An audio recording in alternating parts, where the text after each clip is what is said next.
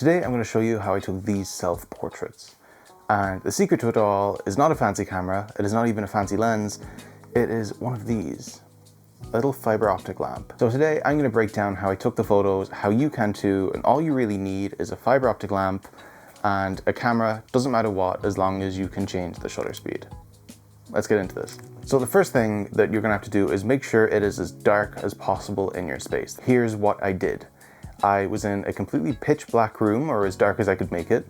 I had my camera set to shutter priority and my shutter speed set between 5 to 6 seconds, it depended on the actual image. And I had my phone where I had my camera's app open and was just using that as a remote shutter. I had the camera taking the exposure, and what I would do, I would just bring the light up and rub the strands across my face. I found going from top to bottom works best because they kind of like spread over the face. I wanted to try doing side to side, but gravity makes that a bit difficult. You'll notice that the lamp does emit light from the base as well, so I did try to kind of obscure that with my hand and kind of fan out the optics themselves, and that's all I did. So I'll just make it a bit bright in here again. That is quite bright. There's also nothing particularly special about this fiber optic lamp. I got it at a discount shop. It runs on AAA batteries. The only thing that I really do quite like about it is that it changes color. You can see we're going from green, and then eventually we're going to go to like a yellow, and then to red and purple and blue.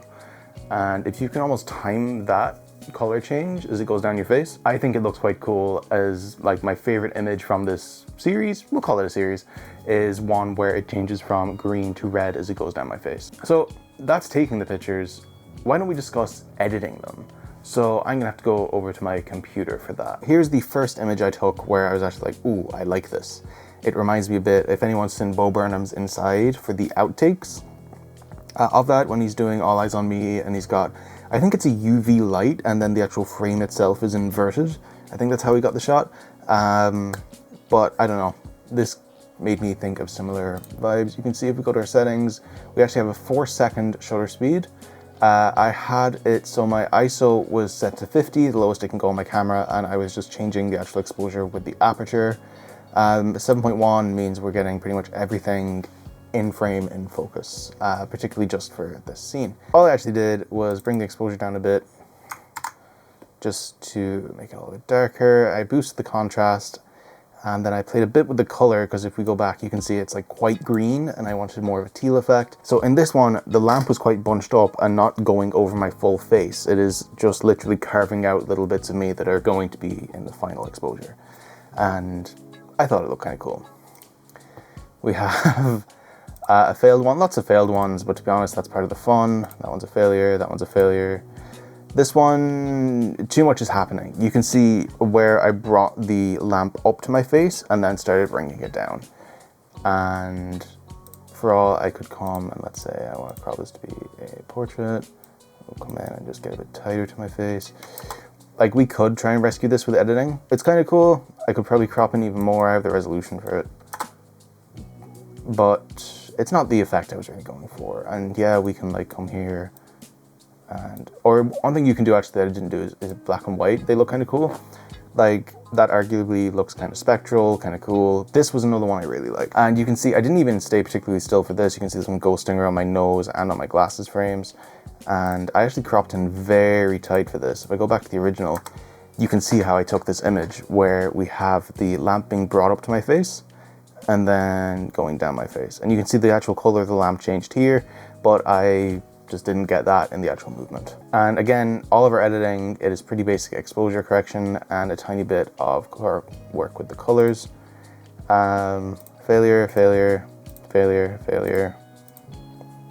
A bit of a failure. This one I quite liked. It made me think I was like a jellyfish. I'll bring the settings up so you can see we are at a 5-second exposure now with a much wider aperture, and I think that might be why it looks a little bit more ghosty. And you can see barely any actual work happening here with the edit.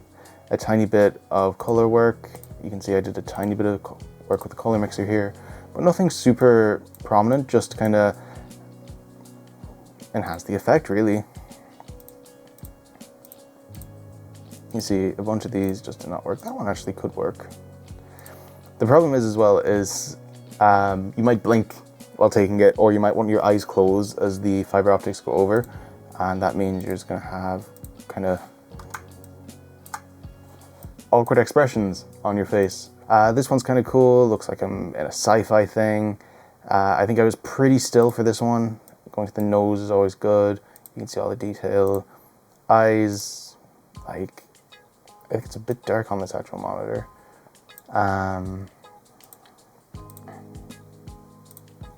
This one is my favorite one.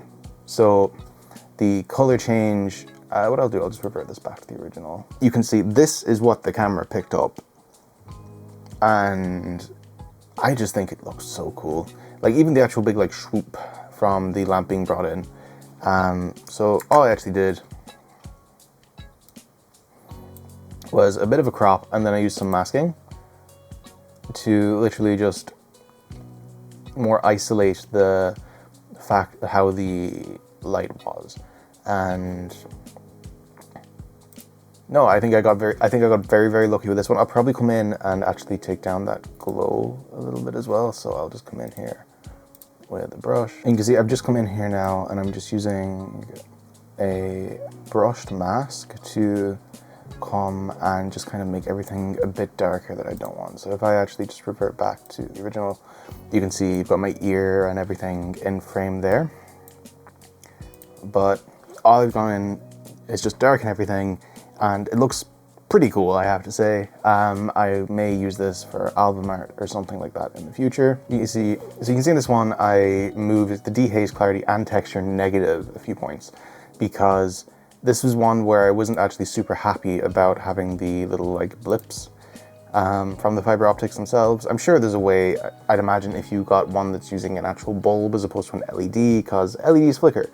And I'm just lucky the one on my roof isn't causing a lot of flickering. This one looks kind of cool. Again, I'll probably come in and use the brush around my ear and on some of the bits there. PC is not happy screen recording and editing photos, but that's okay. And around here as well.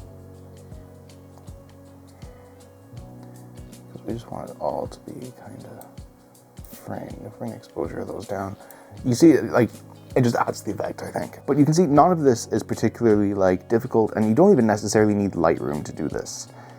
Anything I did that wasn't masking, you can do in Apple Photos, the gallery app on your phone, even in Instagram, you could like go as if you're going to post it, do all your edits, and then just save it. Either way, I think this is a really, really cool effect that I'm looking forward to experimenting more with, and I hope this video was helpful in how you can recreate this effect. One thing that like I definitely don't have the resources to be able to do this would be if you had a car, completely dark garage, and then you run the lamp around the car. I think that could look quite cool. I'm aware it's been a while since I've made a video. I've moved to a new space. There are circumstances around that move to a new space. It's just difficult trying to fit this all in. I've done so many cool photography things while I've not been doing the YouTube videos. I shot a wedding the other month, but I'm hoping to get back into making more videos. Truth be told, I don't think I will be buying much camera equipment to review it in the foreseeable future. But if you're interested in more techniques videos or anything at all like that, maybe stick around. And if you have stuck around and have wondered where I've been the past year, thanks for watching, is what I'm trying to say. So I'm going to stop the video before I keep rambling, because then I got to edit it, and it has been a while since I've edited. So yeah, cheers and thank you.